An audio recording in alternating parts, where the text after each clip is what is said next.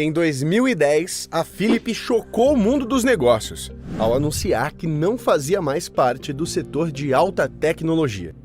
Embora ainda estivesse competindo com gigantes como a Samsung e a Sony, essa declaração revelava uma verdade. Todo o histórico inovador da empresa havia desaparecido e ela já estava caminhando para se tornar apenas uma sombra do que foi no passado. Uma empresa que o mundo inteiro conhece. Fabricante de aparelhos tecnológicos que estavam em todas as casas, como televisores, aparelhos de som e vídeos cassete. Sem dúvidas, é uma gigante, que hoje está entrando em decadência com prejuízos bilionários. Mas como ela passou de referência mundial e pioneira em inovações no século passado para uma companhia que está prestes a cair no esquecimento? É isso que veremos agora. Mesmo com produtos ainda sendo encontrados nas lojas de varejo em todo o mundo, essa realidade era apenas ilusória. A fabricação de eletrodomésticos já estava sendo terceirizada para empresas chinesas que compravam apenas o direito de usar a marca. A fatia de mercado ocupada pela companhia encolhia cada ano e, aos poucos, deixava de existir. Mas o que poderia ter causado o declínio tão rápido e acentuado da Philips? Como uma gigante se tornou irrelevante em tão pouco tempo? É o que vamos tentar entender no vídeo de hoje. A história da companhia holandesa Philips é grandiosa. A empresa já foi líder em inúmeros mercados e até pouco tempo era a terceira maior companhia de eletrônicos do mundo. Ela foi responsável pela invenção ou co-invenção de diversas tecnologias que revolucionaram a humanidade. Registrou um vasto número de patentes, desde lâmpadas incandescentes até os mais sofisticados equipamentos de ressonância hospitalares. Na década de 1980, a Philips brigava pela liderança mundial no segmento de eletroeletrônicos domésticos e de telecomunicações, e chegou a contar com mais de 350 mil funcionários nessa época, quando dominava múltiplos setores industriais. Como ela fez isso? Fundada em 1891, ao longo de seus mais de 130 anos de existência, a Philips conseguiu se estabelecer de forma sólida em diferentes setores, mas também os abandonou com o tempo, como resultado de décadas de má administração e investimentos duvidosos. Tudo teve início no segmento de iluminação, que aliava ótimas estratégias de marketing com uma tecnologia à frente de seu tempo, fazendo com que as lâmpadas da marca chegassem ao topo do mercado europeu durante as primeiras décadas do século XX. O negócio permaneceu relativamente estável até meados dos anos 2000, quando as lâmpadas LED começaram a inundar o mercado, abalando o ramo de iluminação da empresa, que havia parado no tempo e se recusado a modernizar.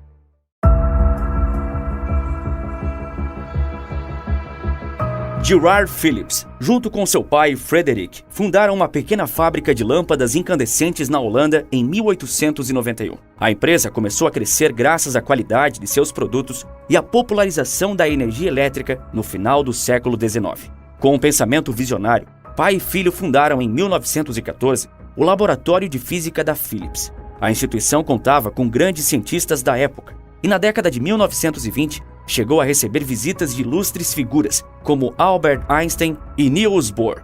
A partir daí, a inovação passou a ser a marca da empresa. Em 1919, ela lançou a pedido do governo holandês uma das primeiras máquinas de raio-x do mundo para substituir outras ao fim da Primeira Guerra Mundial. Em 27, os primeiros rádios valvulados da Europa, que foi a tecnologia que possibilitou a várias pessoas ouvirem a mesma música simultaneamente. 3 anos depois, em 1930, a Philips já era a maior fabricante mundial de aparelhos de rádio. Em 38 e 39, o laboratório apresentou 2 invenções revolucionárias, a lâmpada fluorescente e a televisão de tubo, respectivamente. Na época, mesmo ainda em preto e branco, a Philips chocou a Europa com as primeiras imagens expostas em uma tela. Dá para imaginar o quanto essas invenções mudaram o mundo?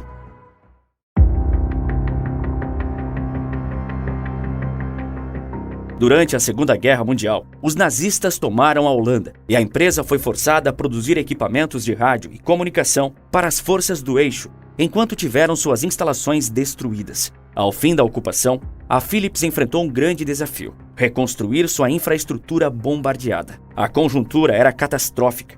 Seu maior mercado consumidor, a Alemanha, estava completamente destruída e a Europa arrasada pelo maior conflito bélico da história.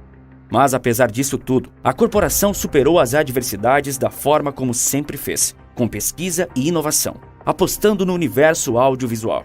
Em 1942, fundou a Philips Records, gravadora de destaque na cena musical dos anos 50 e 60, quando chegou a gravar artistas como Elvis Presley e Louis Armstrong. Também no início da década de 1950, comercializou seus primeiros eletroeletrônicos domésticos. O portfólio foi tão diversificado que acabou por construir a imagem que temos até hoje, de uma marca presente em nosso cotidiano. Televisões, aparelhos de som, de barbear, toca-discos, ventiladores, fogões, aquecedores e máquinas de lavar roupas são só alguns dos exemplos. As décadas de 1970 e 80 foram tidas como a era de ouro da Philips. A companhia investia e faturava alto com os vídeos cassetes, CDs e DVDs, invenções de seu laboratório que ganharam o mundo. Também nessa época, a empresa voltou seus olhos para um elemento promissor e que a colocou na era digital. Presente em todos os dispositivos eletrônicos, os chips semicondutores aos poucos foram aparecendo em produtos da marca.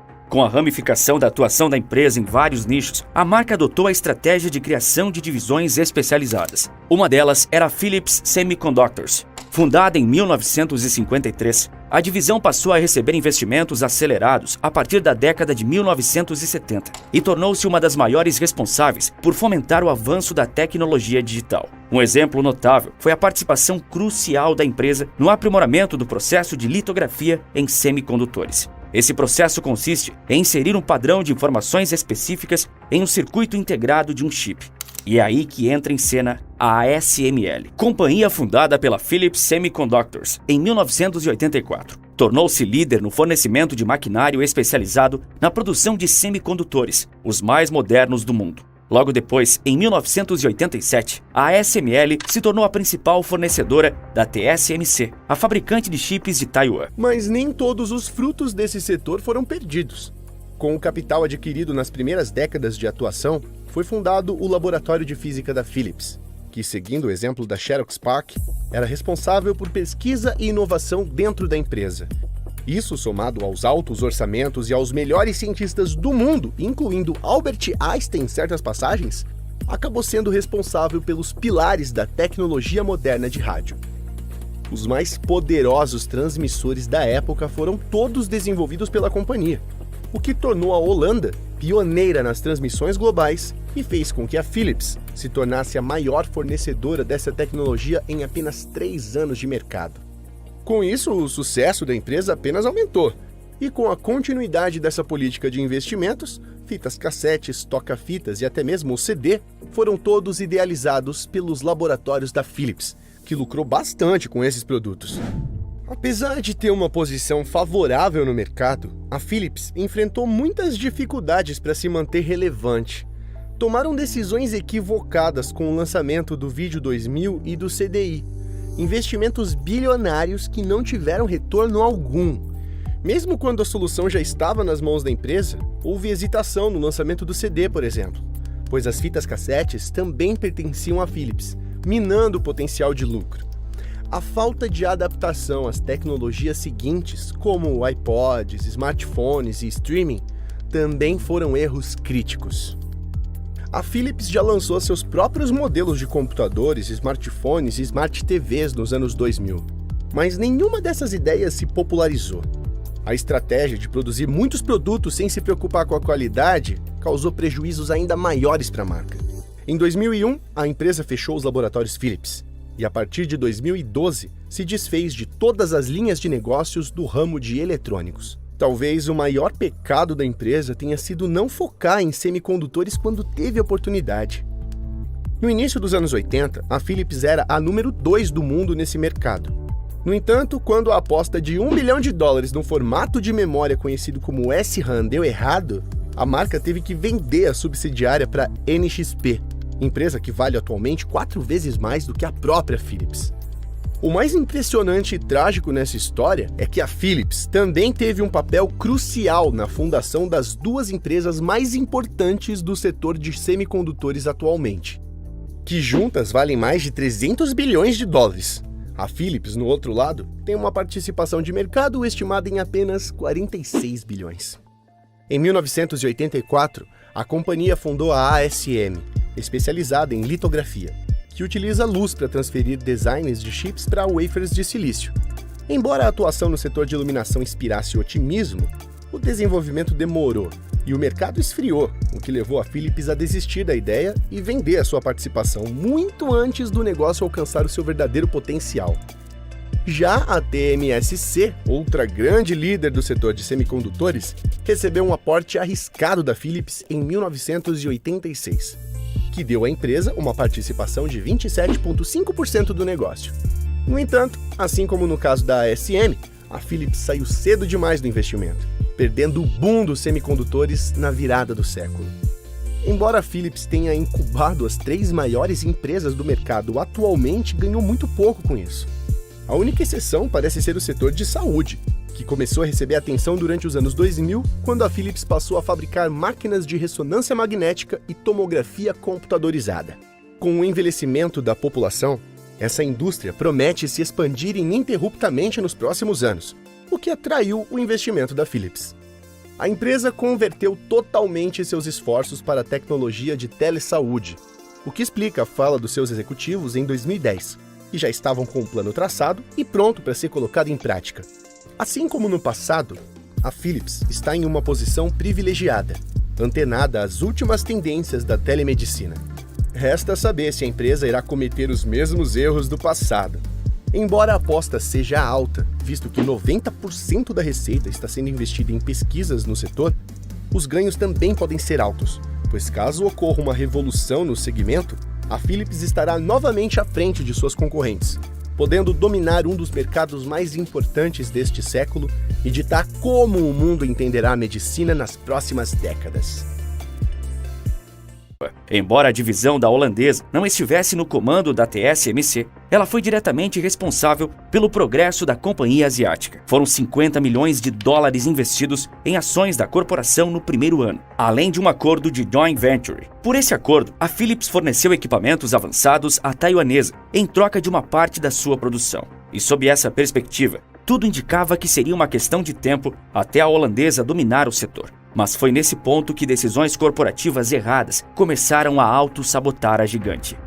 A velocidade das transformações dos bens de consumo já há algum tempo tem sido assustadora. Companhias como Apple, Samsung e Nokia já apresentavam produtos revolucionários como iPods, MP3 e celulares. Enquanto isso, contra o que fez durante toda a sua história, a Philips gastava fortunas em desenvolvimento e marketing de produtos ultrapassados.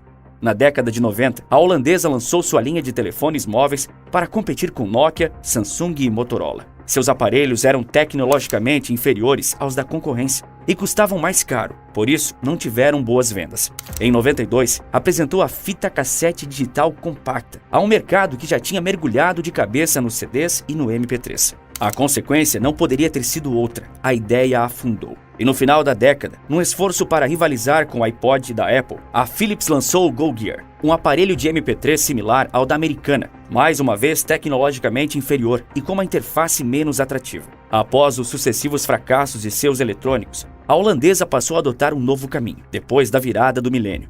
Mas por estar atuando em múltiplos mercados, ela parecia não ter uma estratégia bem definida. E foi nesse ponto que o alto escalão da companhia cometeu seu maior erro estratégico. Sua divisão de semicondutores começou a se desfazer das suas ações e demais ativos no setor. Vendeu em 2000 todas as suas ações na TSMC, então avaliada em 60 bilhões de dólares. Hoje a empresa de Taiwan é a maior fabricante de semicondutores do mundo. Aumentou mais de 10 vezes seu valor e está avaliada em 660 bilhões. Em 2006, a Philips Semiconductors foi vendida por 10 bilhões de dólares e renomeada para NXP. Hoje, seu valor ultrapassa os 53 bilhões. Por fim, em 2012, a corporação colocou uma pá de cal no que seriam suas melhores apostas e concluiu a venda da sua parte na ASML, que na época valia cerca de 22 bilhões de dólares. Desde então, ela cresceu 15 vezes, valendo hoje mais de 340 bilhões. As más escolhas corporativas e o prejuízo gerado por elas se refletiram fortemente no seu resultado. Para se ter uma ideia, em 1980, enquanto a holandesa era uma gigante de 13 bilhões de dólares, a Apple, Samsung e Sony, somadas, não chegava a 1/3 desse valor. Nos dias de hoje, a Apple ultrapassou a marca de 3 trilhões de dólares. A Samsung já vale 437 bilhões. A Sony, cerca de 140 bi. Por outro lado, a Philips ficou para trás, com o valor de mercado de cerca de 45 bilhões nos dias atuais. As vendas de divisões da companhia e as consequentes saídas de seus respectivos mercados foram controversas, mas marcaram o início de uma nova era da empresa. A partir de 2013, a Philips colocou em prática seu plano de mudar seu foco de TVs, aparelhos de som e DVD para produtos de iluminação, medicina e eletroportáteis. A empresa queria ficar conhecida como a Companhia da Saúde e do Bem-Estar, inclusive direcionando parte de seu orçamento para a inovação e desenvolvimento de produtos em território brasileiro. Em novembro de 2013, a empresa lançou seu primeiro equipamento médico desenvolvido no Brasil para a realização de mamografias digitais. Em 2017, o software Chase, um sistema completo de gestão de operadoras, hospitais e laboratórios, também criado aqui, já era usado em mais de 900 instituições de saúde no Brasil e exportado para os Estados Unidos, Europa e Oriente Médio. Os brasileiros também criaram um modelo de lâmpada fluorescente eco-friendly, ou seja, amiga do meio ambiente, que consome menos mercúrio e recebeu o selo Green Flagship. E mesmo dentre os produtos que consumimos, mas que foram desenvolvidos fora daqui, 65% deles são ao menos produzidos no Brasil. E foram muitos os lançamentos para o mercado de saúde, iluminação e eletroportáteis. Em 2000, ela comprou a Sonicare e oficializou a Philips Oral Healthcare, lançando escovas de dente elétricas e outros produtos do tipo.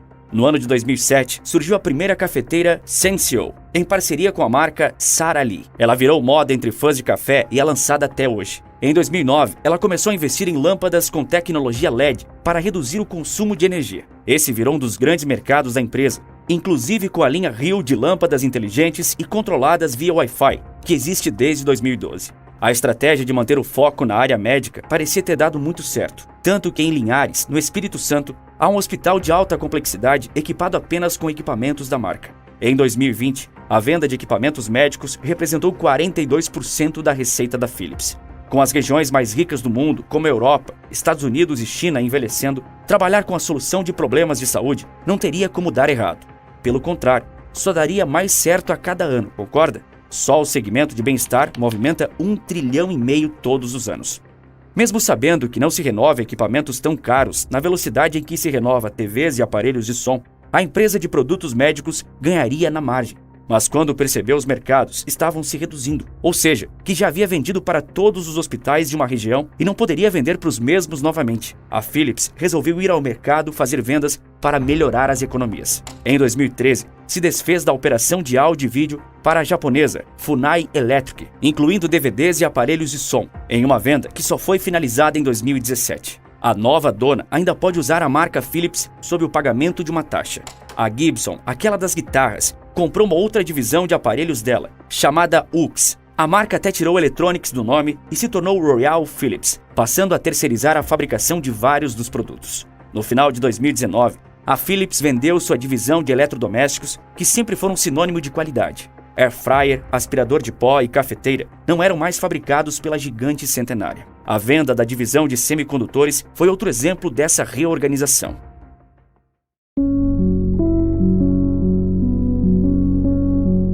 Então veio a pandemia. Em 2022, a empresa perdeu uma ação judicial que a obrigou a fazer um recall de cerca de 5 milhões de aparelhos de respiração, usados principalmente por pessoas que sofrem com apneia do sono, produzidos com defeito, que tiveram de ser retirados do mercado. O equipamento, que serviria como melhoria para o sono e a respiração, se tornou um vilão quando descobriram que uma das peças poderia causar danos à saúde dos usuários, por causa da liberação de químicos tóxicos. Uma falha como essa, causando graves problemas para os usuários, fatalmente refletiu no caixa da empresa, como também na sua imagem, importantíssima para ela continuar relevante num setor tão sensível a erros quanto o de saúde. A Philips também enfrenta desafios de fornecimento, pressões inflacionárias e a guerra russo-ucraniana, diz a empresa em comunicado. Nesse caso, é preciso buscar formas inovadoras para manter o crescimento e a competitividade no mercado. A marca não detalhou como deve fazer isso, mas em outro comunicado, este ao mercado, falou que está engajada em melhorar ainda mais suas operações de fornecimento, investir em qualidade, simplificar a maneira de trabalhar